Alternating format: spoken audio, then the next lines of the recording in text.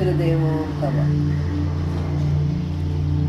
അദ്വൈതാമതി വർഷിണിയാണ് അമ്മ എന്നാണ് ഭഗവത്ഗീത നമ്മളോട് പറയുന്നത്. ഈ അദ്വൈതം എപ്പോഴാണ് ഒരമ്മയുടെ ഉള്ളിലേക്ക് കിടക്കുന്നത്? കൊച്ചു കുട്ടിക്കാലത്ത് നിഷ്കളങ്കയായൊരു ബാലിക, അവളുടെ സ്വഭാവം ഏകദേശമൊക്കെ ഒരു അദ്വൈതത്തിൻ്റെ ഭാവത്തിലാണ്.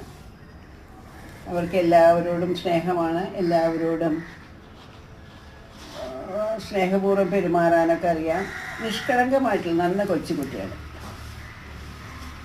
അത് കഴിഞ്ഞ് പതുക്കെ അവളിൽ തന്നെ ബോധവതിയാവുകയാണ്.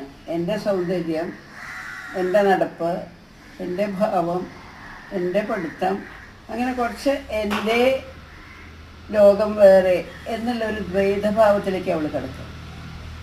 അത് കഴിഞ്ഞിട്ട് വിവാഹം കഴിക്കുന്നതോടുകൂടി ആ ദ്വൈതം പതുക്കെ മാറി ഭർത്താവിനെയും കൂടി ഉൾക്കൊള്ളിക്കുന്നതായിട്ടുള്ള ഒരു ഭാവത്തിലേക്ക് കിടക്കും. അതാണ് പാതിവൃത്യത്തിൻ്റെയൊക്കെ നമ്മൾ പറഞ്ഞു വരുന്നത്. പക്ഷേ അവിടുന്നും കടന്നൊരു സ്റ്റേജുണ്ട് ഒരു സ്ത്രീയുടെ ജീവിതത്തിൽ. അവൾ മാതാവാകാൻ പോവുകയാണ്. ഭ്രൂണം അവളുടെ ഉള്ളിൽ വളർന്നു തുടങ്ങുന്നു. ഭ്രൂണത്തിൻ്റെ സ്പന്ദനം അവൾക്ക് മനസ്സിലാകാൻ തുടങ്ങുന്നു. ആ സ്പന്ദനവും തൻ്റെ സ്പന്ദനവുമായിട്ടുള്ള ആ താതാത്മ്യം എന്തെന്നില്ലാത്തൊരു ആനന്ദത്തിലേക്ക്, താതാത്മ്യഭാവത്തിലേക്ക്, ഏകാത്മഭാവത്തിലേക്ക് അവളെ നയിക്കുകയാണ്. അവിടുന്നാണ് മാതൃത്വം മഹത്തായിരിക്കുന്ന ഒരു പ്രക്രിയയായിട്ട് മാറുന്നത്.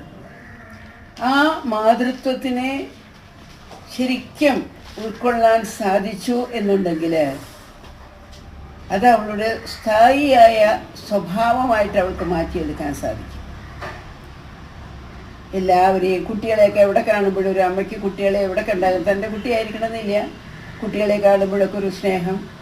അതേമാതിരി ഒരു പൂച്ചയും പൂച്ചക്കുഞ്ഞും, അല്ലെങ്കിൽ ഒരു പട്ടിയും പട്ടിക്കുഞ്ഞും, എവിടെയെല്ലാം ഈ മാതൃഭാവം കാണുന്നുവോ അവിടെയെല്ലാം ആ മനസ്സ് അലിയാണ്. എന്താണെന്ന് വെച്ചാൽ അവൾ മനസ്സിലാക്കുകയാണ് മാതൃഭാവത്തിൻ്റെ അദ്വൈത ഉന്നതിയെപ്പറ്റി. മനസ്സിലാക്കുമ്പോൾ ആ ആനന്ദം അവളെ എല്ലാത്തിലും കാണാൻ തുടങ്ങിയാണ്.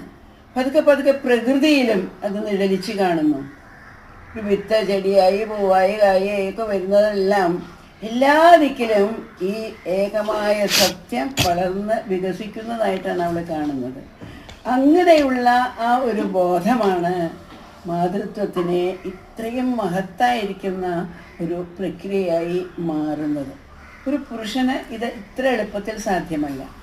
ഈ ഗർഭധാരണം എന്നുള്ള ആ പ്രക്രിയയിൽ കൂടി ഏകാത്മഭാവത്തിൻ്റെ അത്യത്ഭുതമായിരിക്കുന്ന ഒരു ഭാവം ഒരു അമ്മയ്ക്ക് ലഭ്യമാകുന്നു. ഞാൻ, എനിക്ക് എന്നുള്ളതിനെയെല്ലാം മറന്ന് അവൾ സ്വയം മറ്റുള്ളവരിൽ, മക്കളിൽ അല്ലെങ്കിൽ ചുറ്റുമുള്ളവരിൽ എല്ലാം കാണാനായിട്ട് പഠിക്കുന്നു. അതാണ് അത്യുന്നതമായ ആ മാതൃഭാവം.